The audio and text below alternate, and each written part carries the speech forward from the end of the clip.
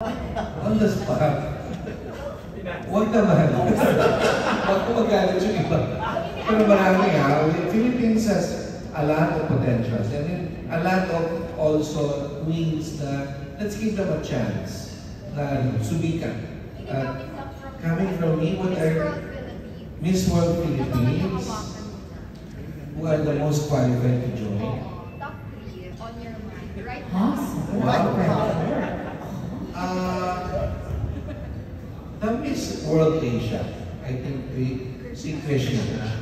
Krishna is one of the best contender.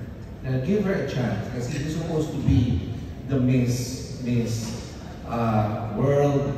Kaya lang, she's Miss World, sayang. Konti na lang Konting-konti. Siguro one step forward siya na yung winner.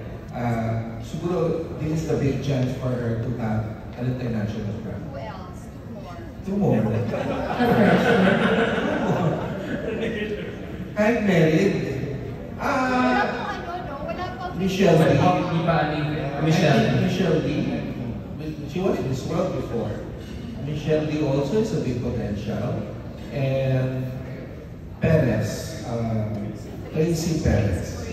Tracy Morin Perez. These are the qualified. Katrina Rodriguez is also qualified.